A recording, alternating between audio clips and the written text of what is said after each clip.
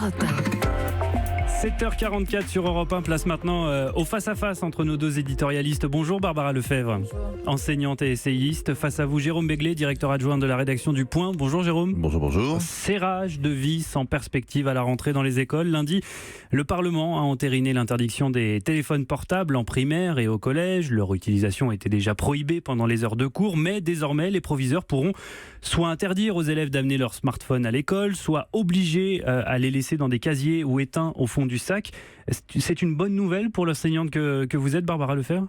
Ah oui, c'est une bonne nouvelle. Après, comme toujours, c'est bien dommage qu'on soit obligé d'en passer par la loi pour ce genre d'interdiction qui devrait tomber sous le sens. Mais c'est bien parce que justement, on a certains chefs d'établissement, pas tous heureusement, mais certains chefs d'établissement qui, souvent d'ailleurs, par envie d'avoir un petit peu de popularité facile auprès des élèves, se sont mis à autoriser les portables dans la cour. Moi-même, je l'ai expérimenté dans un collège où les portables étaient interdits, il n'y avait pas de souci. Et puis un jour, une nouvelle principale est arrivée, a voulu s'acheter un peu de popularité, les a autorisés. Ça a été une vraie pagaille, avec aussi des problèmes sérieux, des filles filmées à leur insu dans les toilettes, etc. Donc, quand nous, les enseignants, avons demandé à revenir à la situation antérieure, on nous a dit « Ah ben non, c'est trop tard, ils ont plié le pli, on ne peut plus leur interdire ». Donc, on voit très bien quand même que là, sur cette question-là, il a fallu en passer par la loi. C'est dommage, une circulaire aurait pu suffire, mais on voit que même quand un ministre fait des circulaires, les chefs d'établissement n'appliquent pas toujours. Donc, on en passe par la loi, mais je pense que ce sera très difficile de trouver un enseignant qui serait contre cette mesure, parce que les portables n'ont qu'une seule place, c'est éteint au fond d'un sac. Vous êtes d'accord, Jérôme Béglé ? Que les cours soient pas interrompus un tout bout de champ par une sonnerie de téléphone, qu'on s'amuse pas à filmer son voisin et sa voisine ou sa voisine dans des postures pas très agréables, me semble être le b.a.-ba. Moi, j'ai passé mon bac en 89, donc portable était très très loin. Mais effectivement, je suis peut-être de la vieille école, mais dans une salle de classe, il y a une personne qui parle, qui est le prof ou la prof. Il y a 20, 30 personnes qui écoutent, qui s'appellent les élèves. Et c'est mieux qu'il n'y ait pas des bruits ou des activités parasites au milieu de tout cela. Oui, mais ça, c'était déjà interdit par la loi, déjà. Là, on parle d'une interdiction plus globale au sein même dans l'établissement. C'est-à-dire qu'on donne un outil supplémentaire au chef d'établissement qui, effectivement, n'avait pas toujours l'envie, le courage et qui avait un peu peur. Donc là, ils ont une espèce de loi au-dessus d'eux qui leur permet, à laquelle ils peuvent se référer. On dit, voilà, la circulaire numéro tant, mais aussi la loi numéro tant, demande que vous n'utilisez pas votre portable. C'est vrai que c'est un peu, on se dit, tout ça pour ça, quoi. Pourquoi faire une loi pour une mesure de bon sens? Mais s'il fallait en passer par là, pourquoi pas ? On entend beaucoup de parents qui s'émeuvent de cette interdiction, qui expliquent qu'ils ont besoin d'être en lien même pendant les cours de récré, les récrés avec leurs enfants. Certains nous expliquent ça, puis après d'autres nous expliquent qu'il ne faut pas fliquer les enfants, donc il faut savoir ce qu'on veut. Moi, je pense que justement, la question des portables, la nécessité des portables, quelle est-elle ? Aucune. Je veux dire, si c'est pour prévenir ses parents pendant qu'on est à l'intérieur de l'établissement parce qu'on a un souci, non, c'est pas le rôle de l'élève lui-même avec son propre portable. Il y a une administration qui informe les parents quand il y a des soucis.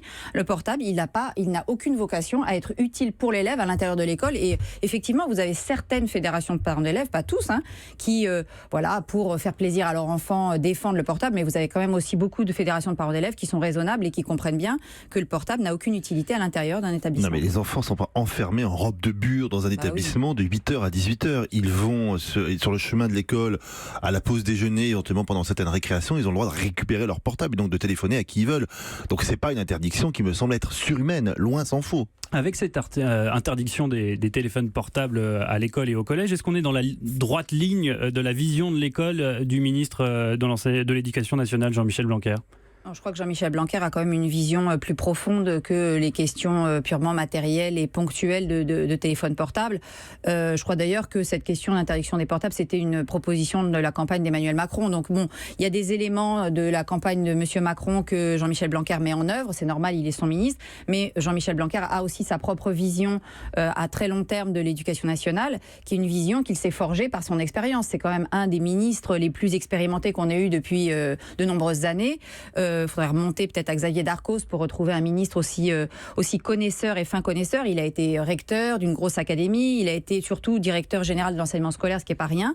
Il connaît la maison sur le bout des doigts et il a cette vision voilà, une vision qui est celle de l'école des savoirs, la mission culturelle de l'école, une ambition culturelle exigeante pour les élèves, pour tous les élèves. Et je pense que ça, voilà, c'est ça surtout sa vision, plus que les petits détails sur lesquels effectivement les médias peuvent se focaliser. Mais je pense que voilà, il a une ligne, et cette ligne-là, c'est pas non plus au bout d'un an qu'on va pouvoir en voir les effets. Il y a quand même une école qui a été détricotée, défaite maille par maille depuis 30 ans par un petit club de pédagogistes qui a souvent été soutenu par les ministres ou bien ignoré par les ministres, parce que quand c'était des ministres de droite, de toute façon, ils s'en fichaient complètement de ces questions-là, et ils laissaient les pédagogistes tenir la maison. Je pense qu'avec M. Blanquer, voilà, il va falloir retricoter ce qui a été détricoté, mais ça ne va pas prendre un an, ça va peut-être même pas prendre 5 ans, ça va prendre plus que ça. Certains profs disent c'est le retour de l'école de la Troisième République, le retour des hussards noirs de la République. On nous dit même quel type de cahier acheter.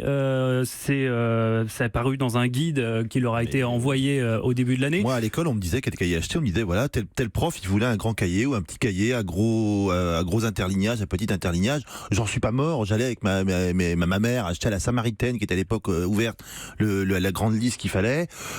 Certains voulaient des cahiers à spirale, d'autres pas à spirale. Bon, bah écoutez, vous savez, la vie, c'est fait de contraintes. Et si vous apprenez pas les contraintes à l'école dès le primaire, vous allez arriver à 20 ans ou à 25 ans dans la vie active en croyant que tout est possible, que toutes les portes sont ouvertes. Or, dans la vie professionnelle comme dans la vie personnelle, bah, les portes, elles se ferment les unes derrière les autres, et il faut apprendre à emprunter celle qui est un peu entrouverte. Bon. Le vrai problème de l'éducation nationale, c'est que ça doit être un conservatoire de certaines pratiques, on doit apprendre des choses, pas simplement l'histoire de France à partir de 1789, avant il s'est rien passé, les rois sont des monstres sanguinaires, qui ont pensé qu'à zigouiller leur peuple, etc. Les traces historiques et judéo-chrétiennes de la France, elles sont pas nées un 14 juillet 1789, et avant il s'est rien passé. Bon. Mais il faut donc tenir compte de ce qu'est la France et ce que sont nos racines, mais aussi il faut tenir compte, et c'est peut-être là où je serais un peu en désaccord avec M. Blanquer, avec l'évolution de la société. C'est vrai qu'à une époque, on disait, est-ce qu'on passe nos examens de mathématiques avec une calculette? Ça a duré des années. Bon. Mais aujourd'hui, c'est vrai que les instruments qui sont à la disposition des élèves ne sont pas ceux d'il y a 20 ans. Il faut certainement en tenir compte également.